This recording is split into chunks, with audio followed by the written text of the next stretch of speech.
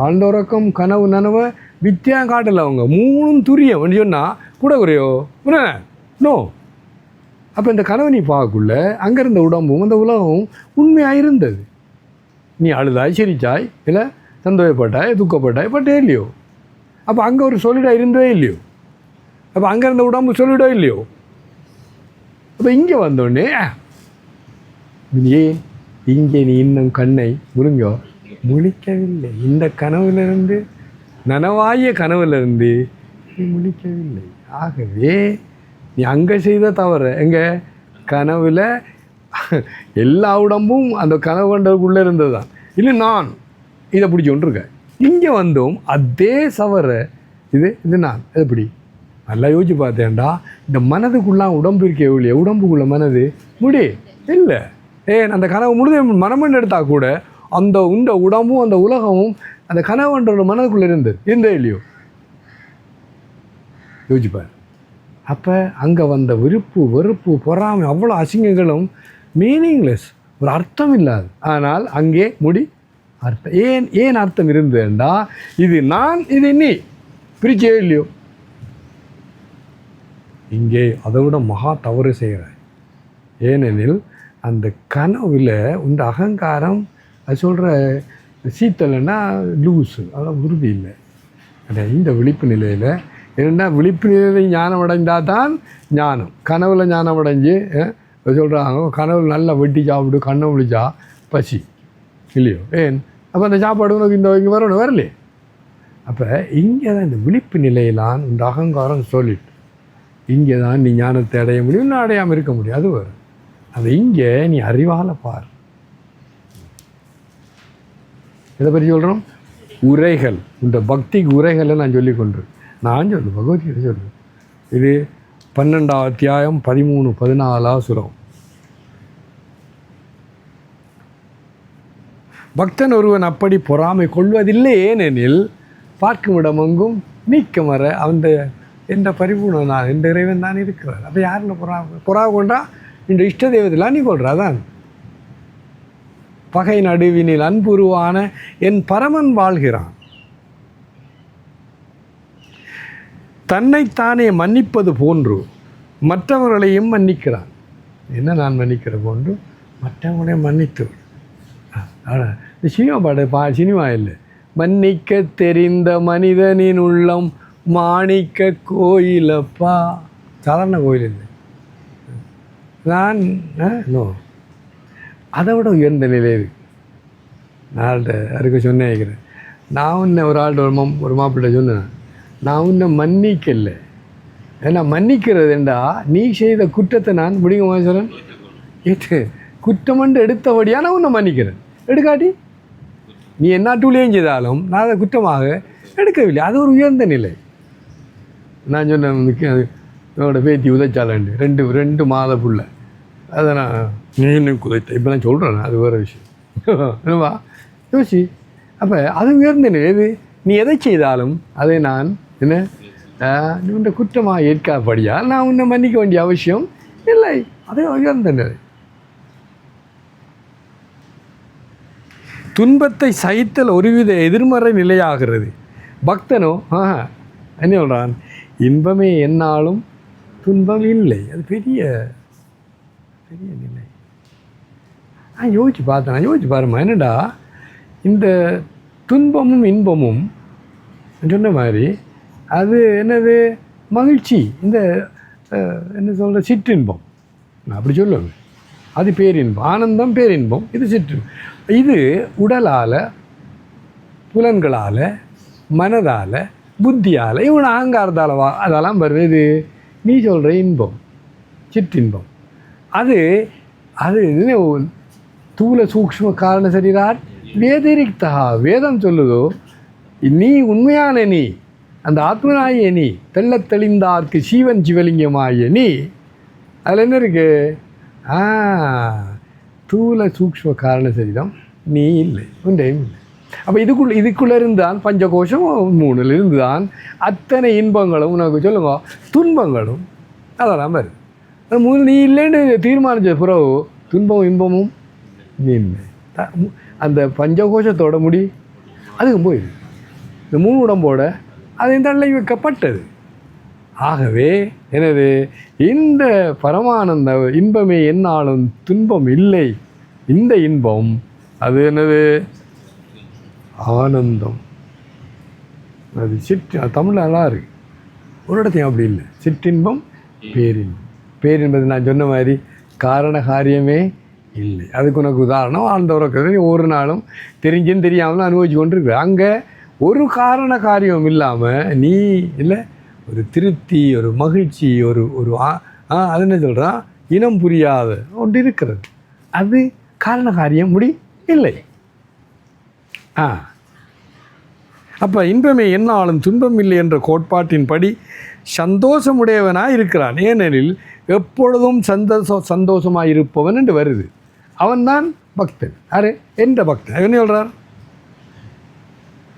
இவன் என் பக்தன் ஆகிறான். இதெல்லாம் அவன்தான் என்ற பக்தன்.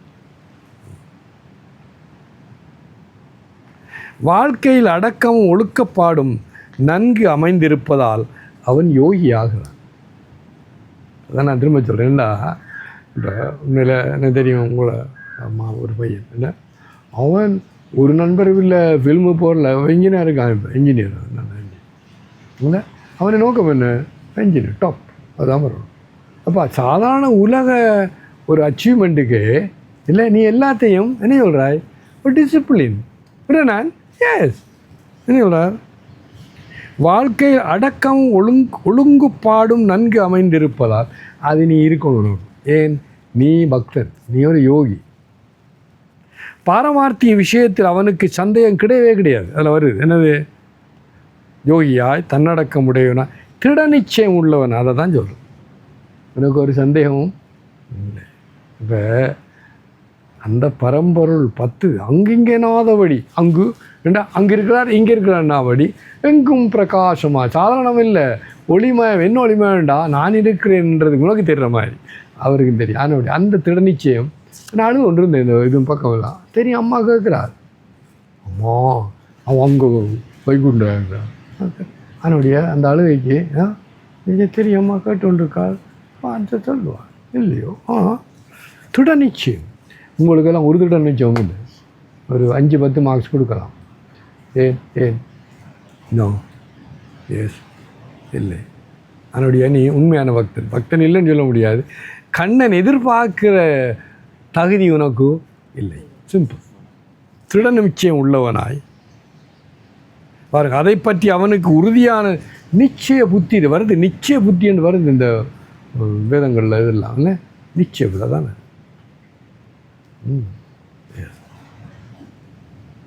யோகத்தால் தான் பெற்ற தெள்ளிய மனதையும் புத்தியையும் அவன் கடவுளுக்கென்றே ஒப்படைக்கிறான். அது வருது.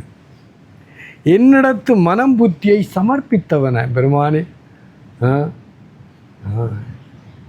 எனக்கு ஒன்றும் தெரியாது, எல்லாம் நீ.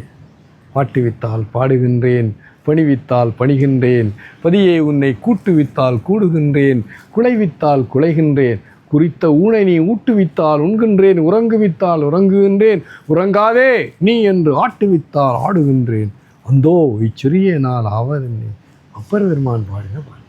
நீங்கெல்லாம் நான் இங்கே நம் பகவானிடத்து பக்தி பண்ணுவனே அவனுக்கு முற்றும் உவந்த தோழனாகிறான். சரி, இது உரைகள். இது உரைகள். இது பரமம் செய்ய பரவாயில்ல. மனிதன் சமர்ப்பிக்கும் சொத்துக்களை எல்லாம் ஈஸ்வரன் மதிக்கிறானோ? இல்லவே இல்லை. நல்லா யோசிச்சு பாருங்க. அது ஆனால் தமிழில் இருக்குது. தெரு தேங்காயை உடைத்து வழிப்பிள்ளையாருக்கு உடைச்சது. இந்த உலகத்தில் உள்ள அத்தனையும் அவருக்கு சொந்தம். உனக்கு என்ன சொந்தம்? ஒன்றுமில்லை. நத்திங். அப்போ நீ எதை கொடுத்து போட்டு நான் 5 ரூபா கொடுத்தேன், 50 ரூபா கொடுத்தேன், இல்லை ஆனால் ஒரு 5 ரூபா கொடுத்தேன், ஆட்டோ வழி கொடுத்தேன், கோழியோடு ஒரு கோழி அப்படி பிடிச்சிட்டு வராங்க பட்டிமன்றத்தில். நான் போன கஷ்டமாக இருக்குது, முடிச்சு கொண்டு இல்லை அப்படி பிடிச்சி இல்லை கூட ஆடு கொடுத்தேன், 5 ஏக்கர் நிலம் கொடுத்தேன், நீ அங்கேருந்து கூட இந்த கூட அப்பா கொடுத்தேன் டாட்டி போயிடு இல்லை யோசிப்பார். நான் சொல்கிறேன் என்ன சொல்கிறேன்? பரமஹம்சர் சொல்கிறேன், பக்தியையும் பிரேமையையும் எவனொருவன் சமர்ப்பிக்கிறானோ அவனுக்கு மட்டும்தான் ஈஸ்வரனுடைய கிருபை உண்டாகும். நல்லா யோசிப்பார். என்ன சமர்ப்பி, உன்னோட உள்ள ஒன்றே உண்டு, அது நான். அதை கொடு. மற்ற ஒன்று உண்டே இல்லை. புரியல நானே ஒன்று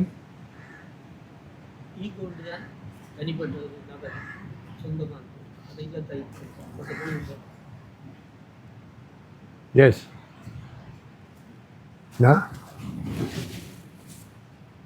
வெள்ளை நிற மாமலியோ, வெள்ளை நிற மல்லிகையோ, வேறெந்த மாமலரோ, வள்ளல் அடியிணைக்கு வாய்த்த மலரதுவோ, வெள்ளை நிற பூமல்ல வேறெந்த மலர்னது உள்ள கமலம். அதை கொடு, அதை கொடு. ஏன்னா அது மட்டும்தான் உண்ட சரக்கு. நான் நம்ம ஒரு ஆளும் அதை கொடு. மற்ற ஒன்று உண்டை முடி இல்லை. அவன் எது கொடுத்தாலும் என்னோட கேலி கூத்து அப்படி தான் சொல்லுவோம். அது நீ இதை விளங்காதபடியாக செய், அது ஓகே. அதாவது நீ செய்கிற பெரிய காரியம்.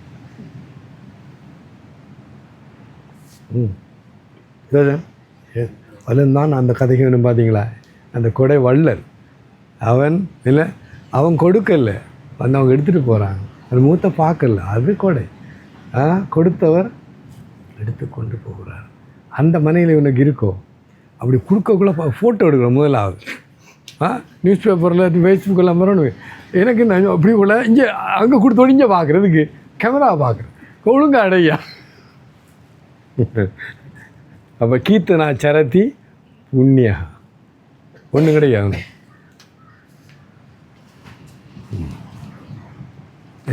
பாருங்க, அதான் என்ன இருக்குது, பக்தியையும் பிரேமையும்.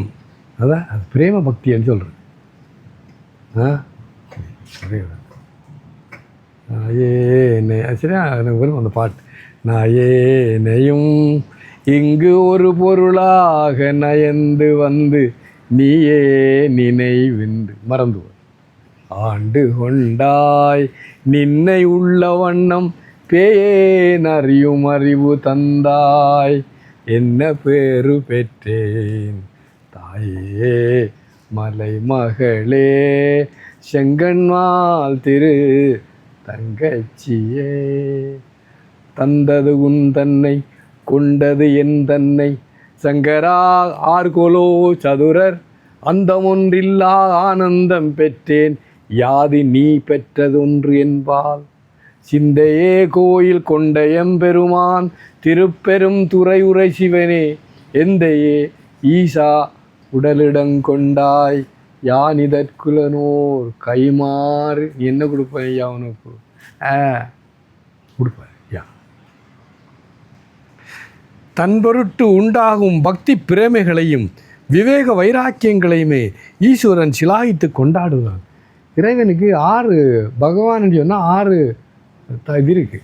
அதில் 1 வைராக்கியம். யோசிச்சு பாருங்க. ஏன் சொல்கிறேன்டா, நான் என்னதென்னும் செருக்கு போகிறது தான் வைராக்கியம். அதுக்கப்புறம் தான் நீ உன்னை அவருக்கு வருவா இல்லையோ. அடுத்தது, இன்னும் யார் அவனுக்கு உகந்தவர்கள் விடை வருது. 8 சுலபமாக கவனாக்கடல் 2 தான் சொன்னேன். யஸ்மான்னோ த்விஜத்தே லோகோ லோகான்னோ த்விஜத்தே ஜயா ஹர்ஷா மர்ஷ பயத்வேகைர் முக்தோ ய சஜ மே பிரியா. யாரிடமிருந்து உலகுக்கு இடரில்லையோ, உன்னால் உலகு கற்றுவிடக்கூடாது. யார் உலகத்தினின்று இடர்படுவதில்லையோ, உலகம் உன்னை கஷ்டப்படுத்தக்கூடாது. இன்னும் யார் களிப்பு கோபம் அச்சம் கலக்கம் இவைகளினின்று விடுபடுவானோ அவன் எனக்கு உகந்தவன். இவங்கள் தான் என்ற பக்தன். யார் சொல்கிறா? அப்போ நீ இதை செய்தா நிச்சயமாக இப்போ நம்மளோட 63 நாயனாரும் 12 ஆழ்வார்களும் மற்ற பெரியவங்களெல்லாம் இதை செய்தபடியாக அவங்களோட இஷ்ட தெய்வங்களை தேடி வந்தார்கள். அவங்க எங்கேயா தேடி போகிறா? எங்கும் பறந்த 10 தீயில் இருக்க மனிதன் எங்கேயாவது விட போகிறேன். எங்கெல்லாம் தேடுவதோ முருகா எங்கெல்லாம் தேடுவதோ அங்கு இங்கு என்று அலைந்து திரிந்த பின்னும் அழகா உனை காணும் ஆவலினால் என்று எங்கெல்லாம் அது கூட இந்த பாட்டு ஒன்று அழுது கொண்டு கேட்டு ஒன்று எங்கே யாரை விட போகிறாய் நீ. ஆனால் அவர் உன்னை தேடலாம். அவர் என்ன தேடுற, ஆனால் நீ அதுக்கு உனக்கு வேண்டாம். அது அழகான ஒரு பாட்டு, ரவீந்திரநாத் தாகூர் பெரிய ஃபேமஸ் பாட்டு. அதில் ஒருவர் நம்ம மாதிரி தேடுறார், கடவுளை தேடி கொண்டுக்கிறார். அப்போ இல்லை, அவள் ஒவ்வொருவராக தட்டி கொண்டு போகிறார். நிறைய இந்த கடவுள் இங்கே இருக்கா. ஸோ நாங்கள் இந்த இதெல்லாம் ஒரு நாள் இருக்கார். அந்த மனிதன் தட்டி போகக்குள்ள ஒரு கதவில் அவர் தெரியும் உள்ள இருக்காருண்டு. அந்த கதவை விட்டு போட்டு முடியுங்கோ, மற்ற கதவை தட்டிட்டு போகிறார். அந்த பெரிய மகான், அவர் சாதாரண ஒரு கிரேட் செயின்ட் ரவீந்திரநாத் தாகூர் கீதாஞ்சலி எழுதினார். அதுன்னு சொல்கிறான்டா, உனக்கு தெரியும் இந்த அந்த இருக்கே, இதெல்லாம் தெரியாது உனக்கு, ஆனால் அதை மட்டும் நீ தட்ட மாட்டேன். தட்டின திறந்துட்டா கதவை. நான் சொல்லணுங்க, உனக்கு வேண்டாம், நிச்சயமாக வளவண்டு சொல்கிற, ஆனால் இதை நீ கொடுக்க மாட்டேன். என்னடா கொடுத்தா அந்த மாதிரி வந்துட்டா கதை திறந்துடுவார். அப்புறம் நான் முடிஞ்சிருக்கு. தந்தது உன் தன்னை, கொண்டது என் தன்னை. பியூட்டிஃபுல். என்ன சொல்கிறார்? கவனங்கள். பக்தன் ஒருவனுடைய வாழ்க்கை உலகுக்கு ஒரு நாளும் இன்னல் விளைவிப்பதில்லை. ஒரு நாள் அவனால் கட்டுமுறை. இன்னல் போன்று தோன்றும் சில செயல்கள் உண்மையில் ஹிதமாகவே முடியும். அப்படி இருந்தாலும் அந்த மற்றவங்களை நல்லா, இப்போ இந்த ஓஷோமான நிறைய இடத்துல ஆக்கள் சொல்கிறாங்க, ஏனையா அப்படி சொல்கிறான்டா, I am here to disturb you. இல்லை, அவன் பார்த்தீங்கன்னா அவங்க ரிசர்ச்சரை வைக்க போனாங்கோ, அவர் அங்கேருந்து இந்தியா வாழ்த்து ஒரு நாள் வைத்துக்கொள்ளலை. அவர் அந்த கார் பேர் என்ன, டாப் கார் அது, மெர்சிடிஸ் பென்ஸ் இல்லை,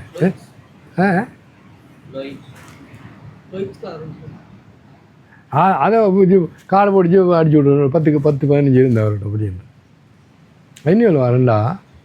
அவர் சொன்னார், ஐ am here to disturb you. உங்களோட குருநாதர் சொன்னார், செயின்ஸா எல்லாம் நீ வச்சா 4 மணிக்கே எல்லாம் வச்சுட்டாய், அந்த மாதிரி கூலாக வருது இல்லை நீ. அந்த கதை பியூட்டிஃபுல். ஸோ இந்த குருநாதருக்கு சேவை செய்கிறதுக்கு எனக்கு ஒரு சான்ஸ் கிடைக்குது. அதை என் ஃப்ரெண்ட் அவன் இந்த வீடியோவில் அவன் எடுக்கணும், அப்போ நேரம் இல்லை. அவன் தான் அப்போ என்ன ஆனந்தம். அப்போ அன்றைக்கு அவ்வளோ ப்ரோக்ராம் முடிய தூங்க போனது கிட்டத்தட்ட 2 மணி. அப்போ எங்களுக்கெல்லாம் இந்த மாதிரி 4 மணி கிளம்பிடுவார். எல்லாம் வச்சுருவார். எல்லாம் வெளியில் பார்த்து எல்லாம் ஒரு 3 நாள் எல்லாம் இருக்கும். நான் ஓஃப் பண்ணி விடுவேன். அப்போ இந்த சாமிக்கு தூங்குவார். அப்புறம் பார்ப்போம், திட்டு விழுந்தால் பாட்டு விளட்டுவேன். என்ன 4 மணிக்கெல்லாம் அடிக்குது. எங்கடா ஆண்டு வந்தா கிச்சனுக்குள்ளே மரக்கறி வச்சுருக்கு இல்லையோ, அதுக்குள்ளே ஒழிச்சு வச்சுருக்கேன். எப்படி கண்டுபிடிக்க வந்து அப்படிதான் எல்லாம். அப்புறம் நான் காலை விழுந்து மன்னிப்பு கேட்டு இட்ஸ் ஓகே. ஸோ அவங்கள நான் உன்னை தூங்க விட மாட்டேன். தாங்களும் தூங்குறதுல உங்களை எதுவும் பண்ண மாட்டேன். 3:33 விளம்பி அந்த துணியெல்லாம் அவங்க மடித்து வைக்க 2 பேர்த்தில். நான் மடிக்கலாம், நான் விடுறதில்ல. இவங்க வந்து செய்வாங்க. இந்த நாளில் நான் டீ குடிக்கிறல. டீ குடித்தா 4-4:30 வருவாங்க, தான் செய்வாங்க. டீ குடிச்சா இல்லை இவங்களை நான் காலைல ஃபோன் பண்ணிவிட்டு ஒரு தூக்குறது. அப்புறம் கண்மணி வந்தா, இல்லையா நீ தான் படித்தேன், ஏன் சொல்ல வந்தேன்டா, இல்லை வெளியே அனுப்பிட்டா நீ முன்னே ஆளை போச்சேன்டா 3:33. அப்போ தானே நித்திர வரப்போ. ஆசிரியர் மாணாக்கனை கண்டிப்பது, மருத்துவர் ரணவைத்தியத்தில் நோயாளிக்கு துன்பம் விளைப்பது, அறப்போரில் வீரன் எதிரியை தாக்குவது, இவையாவும் வெளித்தோட்டத்துக்கு இடர் போன்று இருப்பினும் உண்மையில் உலகுக்கு செய்த நன்மைகளையா. சரியா? இனி தனது உடல் வாழ்க்கை தனக்கு என்னதான் கேடு வந்தாலும் அதனால் அவன் கிளேசம் அடைவதில்லை. மற்றவங்க என்ன செய்தாலும் அவன் என்ன பேபி சோல் பொகிதம். அன்றைக்கு நான் யாருக்கு விளங்கப்படி சொன்னேன், யாருக்கு அண்ணி ஞாபகம் அதான் அது இல்லை. அது என்ன அர்த்தம்ண்டா 65 வயது அவருக்கு. ஆனால் இந்த பரிணாமத்தில் அவர் 2 வயது 1.5 வயது 3 வயது 65 வயது உடம்பில் மனதில். ஸோ பேபி சோல் ஃபொகிதேம், அது குருநாத சுவாமி சிவானந்த மகாராஜோட வார்த்தை அது. ஆனால் அவங்களுக்கு 2.5 வயது. அப்போ நீ என்ன பண்ணு, அது 2 வயது நீ எடுத்துக்கொள்ளாது அப்படின்னு சொன்ன. பரிணாமத்தில் கிட்டத்தட்ட இந்த உலகத்தில் இருக்க 99.9 ஆனாக்கள் பேபி சோல். அவங்களுக்கு பரிணாமத்தில் வளர்ச்சி இல்லை. இப்போ நீ அதை சீரிய என்ன எடுக்கிறாய்? எடுக்காது. பேபி சோல் போகிது. அவன் அவன் நீங்கள் என்ன செய்தாலும் பாருங்க, அது ஜெயசுநாதர் வருது. அது மகாத்மா காந்தி ராம் அவர் சுட்டோன்னே ராம் அம்மா அப்பான்னு குதரில் அவரை இஷ்டத்தை தொகுக்கிட்டார். ஜெயசுநாதர் அற்புதம். Lord forgive them for they do not know what they are doing. அறைவா அவங்கள மன்னித்து விடு. இவங்க என்ன செய்கிறான்னு அவங்களுக்கு தெரியாது. அப்படி எல்லாம் நிறைய மாஞ்சம். எங்களோட குருநாதர் சுவாமி சிவானந்தரன் இந்த பிக்காக்ஸ் என்ன கை கோடாரியால் கொத்தினான் அவரை சாவக்கிறது. ஐ சோ மை இஷ்டதேவ் இந்த அசாசின் என்மை அசாசின் எழுதியிருக்கார். அவன் கொலை வாளியிலேயே என்னது தன் இஷ்டத்தை கண்ணனை பார்த்தார். அது கண்ணன் பக்தர். அது அப்படி அதுதானே அவர் பக்தர். என்ன இருக்கு? துன்பப்படாத உயர்ந்த மனநிலையும் உடைய ஒருவனை புற உலகம் எவ்விதத்திலும் வருத்தப்படுத்த முடியாது. அதானே டச் ஸ்டோனா என்னது? உரைக்கல். நீ உரைச்சி பார் உன்னிட்ட இந்த சரக்கு ஏதாவது இருக்கான்னு. இல்லாடி வளர்த்துக்கோ. அது சாரணம். இது அம்மா சொல்ல கேளுங்க. இந்த இடத்துல ஞானாத்து கைவல்யம் அறிவால் இது விளங்கி நான் தான் நீ அதை முடி பல்ல கடிச்சு என்ன செய்ய முடியும்? இன்னும் நான் மன்னிக்கிறேன். எப்படி பண்ணிக்கிறேன்? அந்த புத்தகத்தில் வந்து அந்த ஜாமியா அறிஞ்சு என்ன அதனுடைய ஒன்றை பண்ணி இப்படியா நத்திங் டூயிங் செல்லாது. இதெல்லாம் செல்லாது. அறிவால் பார். தின்ன வரும் புலி தன்னையும் அன்புடன் சிந்தையில் போற்றிடுவாய். அன்னை பராசக்தி அவ்வடிவாயினோட அவளை கும்பிடுவா. ஆனால் புலி வந்தால் நீ ஓடி போய் மரத்தில் ஏறி அதை இன்னும் தப்ப பார். ஆனால் அது அதுக்குள்ளே இருக்காது. அந்த முதல்ல கதை சொன்னேன் இன்னும் பிரிச்சு நான் வாழ்க்கையில் அப்படி பிரிவு பார்க்கல. ஆனால் பயம் ஒன்றும் வரல. ஆனால் அது வந்தால் ஓடணும். அது நான் தயாராக இருந்தேன். நான் எடுத்து சொன்னேன் உயிர்களுக்கு உள்ளே இருக்கிறது என் பெருமாந்தான் அந்த உயிருக்குள்ளே உயிராக இருக்கிறார். தெளிந்தாருக்கு ஜீவன் ஜீவனும் உனக்கு மட்டும் இல்லை எல்லா உயிர்களுக்கும். அந்த பயமும் என்ன மற்றது என்னது வராது. ஆனால் நீ உன்னை பாதுகாத்துக்கொள். அதனால் ஒரு யானை விரட்டி ஓடுது. சங்கராச்சாரிய போய் கதை ஒரு மரத்தை வேட்டான். அது என்ன நீ நான் அத்வைதமே சத்தியம் சொல்லி போடு. ஏன்னா ஒரு நாய் எனக்கு தெரியும் அதுக்குள்ளே இருக்க ஆத்மனண்டு. யானைக்கு தெரியுமா? யானை தெரியாது நான் ஆத்மனண்டு. ஓகே. அப்பர் பிரகலாதன் போன்றவர்கள் இதற்கு சான்றாகும். எனக்கு தெரியும் என்ன மாசில் வீணையும் மாலை மதியமும் வீசு தென்றலும் வீங்கிளவேனிலும் மூசு வண்டரை பொய்கையும் போன்றதே ஈசன் எந்தை இணையடி நீளலே. அப்பர் பாருங்க. பிரகலான் ஒரு தரமும் என்ன காப்பாற்றுன்ற சொல்லு நாராயணா அவ்வளோதான். அவன் தூக்கி போடுவாங்க நாராயணா அவ்வளோதான் சொல்லு. ஒரு தரமா 2 தரமா எனக்கு என்ன நாராயண மந்திரம் இதுவே அப்படி அழகான பாட்டு உண்டு. அது பிரகலான் அந்த படம் உண்டு அல்ல நாராயண மந்திரம். அப்போ இவங்க உதாரணம் அவங்க மற்றவங்களை உண்டு மடுக்கல. அவங்களோட இஷ்டத்தை கூப்பிட்டா சரி நான் போ சரணாகத வத்தலாம். நமக்கு சரணாகதியா ஒன்றும் கிடையாது. எத்தகைய பயிற்சியால் இத்தகைய மனையில் வருகிறது என்று கேள்வி எழலாம். அதுதான் கிளியரா. அதாவது இது உண்மையான ஆழ்ந்த அறிவால் வர உணர்ந்த அனுபவத்தாலான் இது வெளிக்கும். சும்மா பயிற்சியும் செய்யலாம் இல்லைன்னு இல்லை, செய்யும் போகணும். ஆனால் உண்மையாக நீ இந்த ஒரு முழுமை வாரத்துக்கு உனக்கு அறிவு. அதற்கு விட இதே சுலோகத்தில் வருது. என்ன இன்பம் தரும் பொருள்களை பெற்று ஒருவன் களிப்புறல் ஆகாது. இது வருது என்ன வருது இன்னும் யார் களிப்பு கோபம் அச்சம் கலக்கம் இவைகளினின்று விடுபட்டவனும். அதுக்கப்புறம் சொல்கிறார் என்னது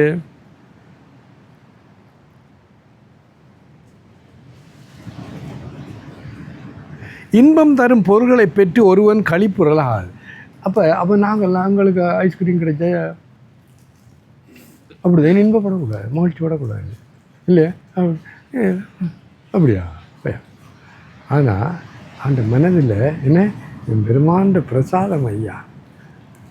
இந்த ரேணு உண்மையில் கட்டின்னு அழுதான். நான் இங்கே வார முதல் நாள் என்னண்டா அந்த காட்டுக்குள்ளே காடு தான் உண்மை என்ன உங்களுக்கு யார் சாப்பாடு கொடுப்பாங்க உண்மை அழுதுட்டா. அன்னமிட்ட கைகளுக்கு அன்பு செய்த கண்களுக்கு உன்னை விட்டு போவதற்கு சொல்லக்குள்ளேன்னு அழுவது. அவளை கட்டிட்டு நான் அவளும் அழுதான் நான் அம்மா எவ்வளோ நஞ்சன்னு அந்த என்னது அம்மா பார்த்துக்கொள்வா. உனக்குள்ளே இருக்க அம்மா இருக்கிறா அவள் பார்த்துக்கோ. இப்போ 4, 5, 6 ஐஸ்கிரீம் சில விட 2 ஃப்ரிட்ஜில் ஐஸ்கிரீம் வந்து அது உடனே